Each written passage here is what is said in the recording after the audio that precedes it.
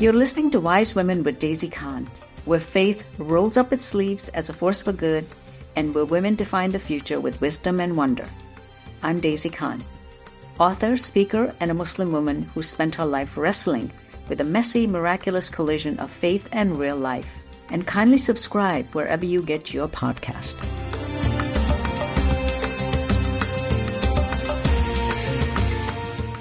Welcome. Today's episode is personal. My guest, Jay Winuk, and I went to same high school, Jericho High, and both of our lives were forever changed on September 11th. Jay lost his brother in the attacks, and I, as an American Muslim, went from living an ordinary life to suddenly being viewed with suspicion, fear, and hostility. That day marked the beginning of our very different kinds of grief, one from personal loss and the other from the loss of identity, trust, and also safety. But we also cannot ignore the global cost, the wars that followed, and the millions of innocent lives lost across the world. The impact of 9/11 didn't end that day. It actually continues to this day. But this episode isn't about reliving the pain. It's about what we chose to do with it. Jay turned his grief into a day of service that we'll be hearing about, that brings a lot of people together. And I chose to speak out and work for peace and understanding. So this conversation is really about turning pain into purpose and what it means to build something better in the face of adversity. So, Jay, I welcome you to my podcast. Thank you for having me. It's a pleasure to be with you, Daisy. Before we talk about what actually changed, I'd like to start with your brother, Glenn. What do you want people to know about him? Glenn was a pretty remarkable man. He was 3 years my junior. I was the middle of three, so we had three brothers in Jericho, Long Island, growing up. Glenn was always enamored with first response. He was the kid chasing the fire trucks, on his bicycle. When we were kids. I mean, we had an uncle, our Uncle Harold, who was a FDNY member. We'd visit him in the firehouse in Brooklyn, and he would take us down the fire pole, and nothing would make Glenn happier, Glenn went on to law school and become a partner at a big law firm called Holland and Knight. Their offices were just a few blocks from the Trade Center in New York. They had offices all over the country, but in New York. For 20 years, Glenn was a volunteer firefighter and an EMT in our hometown of Jericho. So when 9/11 happened, Glenn helped evacuate the Holland and Knight law offices and then headed on foot into the South Tower to save lives, and he perished when the South Tower collapsed. I extend my deep, sorrow for you and the loss that you bared. But I did speak about how that day instantly changed my life and the way I was seen as a Muslim. But how did it change how you saw the world? Well, certainly it's a shocking way to lose a sibling or any family member. Of course, we all lose people. But it is a strange way to lose somebody in such a public way, which the whole country and the whole world is paying attention to. So in that way, it presented certain challenges on how you mourn somebody. And of course, we didn't even know, like so many families, whether Glenn was even dead or alive. Certainly, we knew from his law firm that he had responded, but he wasn't responding to us. So, it was very difficult to lose my brother who was 40 so suddenly and shockingly. I think as a nation, we became more appreciative of firefighters and those who step forward to protect us. And it made me, I will say, and probably a lot of people who suffer loss say this, especially when that loss is somebody who's a younger person, 40. With plenty of life left to live. It made me try to focus on appreciating each day because that's a gift, each day that any of us have here. And what I witnessed is what so many witnessed, which was that people from all walks of life stepped forward to pitch in with acts of kindness.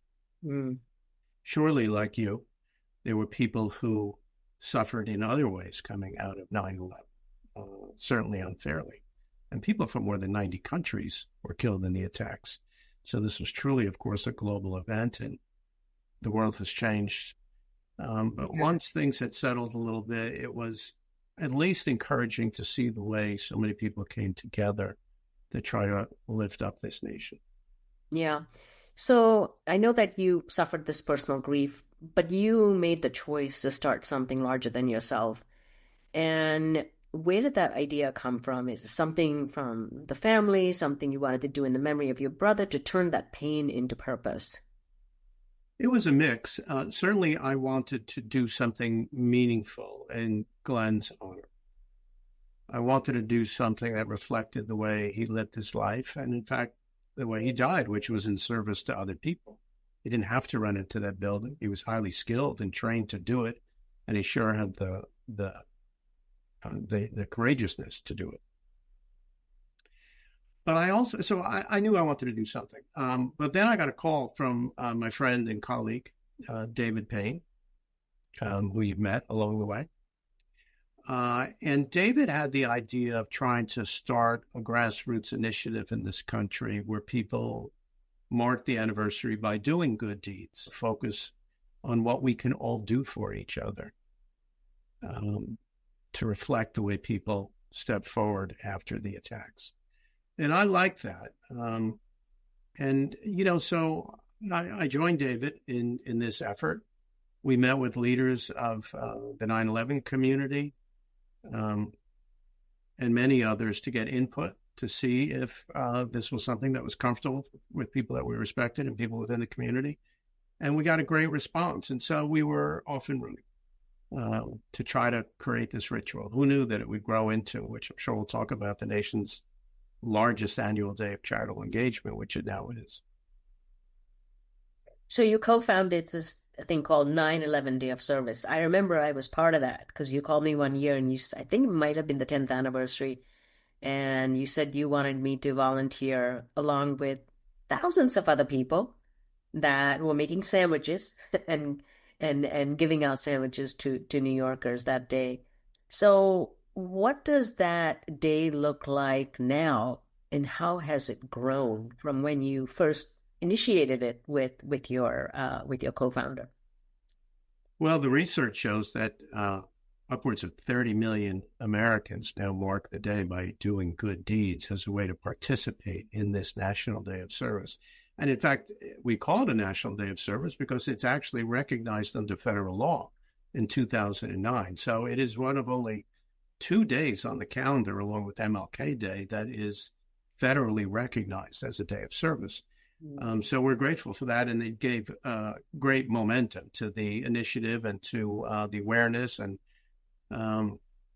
to broaden the ways in which people can participate. Yeah. About 10 years ago, though, we started our own signature large-scale meal packs, first in New York, as one way for people to give back. And you ask about what does it look like today? We will be in 24 cities this coming 9/11, staging meal packs that 30,000 volunteers collectively will be packing meals that are then donated. These are shelf-stable meals that are then donated to food banks in those cities. In New York, we do it 2 days aboard the Intrepid, which is, of course, the aircraft carrier that sits in the Hudson River. And there'll be more than 6,000 volunteers just in New York alone, packing non-perishable, shelf-stable meals for people who are at risk of hunger. That's just one example, though. Altogether, collectively for 9/11, there'll be 9 million meals packed at these meal packs that we're staging across the country. Wow. So it's an extraordinary output of goodwill and good deeds that ordinary Americans are coming together and expressing their desire to make a difference. Yeah. And we both chose the path of peace over bitterness, but it's never easy, right? I mean, even today, if we could just bottle what you're doing and bring it to the rest of America so that we can stop this division. Were there any moments you doubted this work? And what was the why that pulled you through, if there were any moments? It's a good question, Daisy, because when we started this in 2002, everybody recognized, a lot of people recognized it was a good idea. And wouldn't it be nice if you were able to realize this and get maybe thousands of people to participate? We had big goals, but we were also realistic. But as the years went on, it grew some, but we were also facing the distance of time. Would people still be interested 5, 10 years later? Would they want to step forward? Would we be able to raise the funds we need to keep our nonprofit organization 9/11 Day going and to facilitate our programming, which includes an education program in schools and so much else? Would this initiative have legs, so to speak? But I'll tell you, it has just grown and grown and grown. So that is very encouraging. It's not every day you work on something where you're trying to create a national day of service. It's a big lift. And you referenced the divisiveness, the environment that we all live in now. And surely we all recognize that, regardless of what your interests or points of views are. But I think that an observance like this, and the numbers prove it out, brings people together. It's a time of coming together. It's a time of pitching in and focusing in on our common humanity. At least that's the dream, and there are tens of millions of people who agree by participating. And there's been about 100 million people born in the United States since 9/11 happened. 100 million people. They have no direct memories of either the attacks nor of the way people came together to get this country back on its feet. And so I think our generation has an obligation to make sure that we teach the next generation. And we've tried to create a ritual in this country where it can be handed off from generation to generation. And that does seem to be taking shape. So we're gratified about that. And young people really seem to rally around an initiative that gives them an opportunity to impact the world around them in positive ways. That's what we're finding. Yeah. I mean, you mentioned that many people don't have a memory of how people came together. I think a lot of Americans actually don't know how many people came together. There was a project that was called Oral Histories Project. I think it was the New York Ethical Society that was doing it. And I pulled together all the flyers, the interfaith work, because they wanted to include it in the museum to show how people had come together, how to bridge the divide, to create the healing that the nation needed so much after this terrible tragedy. And none of it was ever included in any. I've never seen any of that stuff anywhere. And that's why the national healing never really took place. And I'm so honored that you actually just decided to do something about this. You have brought together not only the personal healing, but the collective healing. And so what have you learned from this, from this process? I appreciate you saying all of that, because we did see a need. We as we thought about what's the best way to get this going, and will this idea resonate? And that need was real. The need to make sure that people remember not just the attacks, but that in the end we're all human beings, and we need each other's help, and we need each other's encouragement, and we need each other's support, and we're a community, not only of Americans, but, a global community. And yeah, there's a lot of strife in the world, of course, and there always is. And, there's peaks and valleys with that too. But to give people an opportunity to step forward, at least on this one day a year, as a way to mark the anniversary, that really has resonated with people. So I'm gratified for that. Look, for me, and like you, because of the work I've done post 9/11, for me, it's almost therapeutic. I feel like I've been given an opportunity to do something that is meaningful and also represents, as I said, the way Glenn lived his life. And so for me, that's the best thing that I could do for my late brother, to try to encourage other people to do good for other people in need. and to just pick each other up. And the fact that it has grown the way it has into the nation's largest day of service each year, that's a plus for me. That's a plus for me. And I just, I hope that it continues to grow. I expect that it will,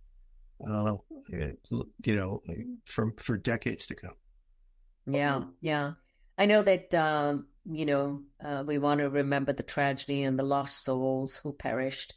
But how do you celebrate the good that has come from your response to it? From the school programs to the volunteer program, bringing people from corporations. It's just so expansive. I mean, what does it feel like when you hear the impact stories? Yeah, it is. It is expansive. Is a good word. Thank you. It may be, so many of the volunteers who come to our meal packs, by the way, are the employees of our corporate sponsors who help pay for the food ingredients and the venues in large indoor venues that we have to have because we're dealing with food, of course, and who support this initiative financially in so many ways. We couldn't do it without them. We couldn't do it without AmeriCorps, the federal agency so focused on volunteerism and service, which helps fund these projects and helps fund what we do on campuses around the country and such. So it may very well be, by the way, the largest day of corporate engagement in charitable service as well. So that is very encouraging, too, that the business community recognizes the importance of it. The sports industry does. So many of the professional sports leagues and individual teams participate in it. National faith-based organizations, so critical to the early years and the continuation of this observance. Educational institutions, as you and I have discussed. Municipalities. After school programs. So many different entities participate. And it's important to make this point, you don't have to be part of an organized activity to participate. It could be in a self-directed way, in any way that makes sense for you. Do something in your own comfort zone. Whether it's donating to your favorite charity or cleaning up, if the environment's important to you, great. If education's important to you, great. If something in healthcare is significant to you, do something to support that. You can participate just from your own desktop. There's an opportunity for everybody to participate. It doesn't have to be as part of a big organized activity by any means. So I think there's some comfort in that for Americans from all walks of life to just have an opportunity to participate in this National Day of Service in any way that works for them. Yeah. Yeah, we've been bridging these divides about 24 years. It's been 24 years. I can't believe it, right? Right. I mean, next year it's the 25th anniversary, which is going to be a big global story. Yeah.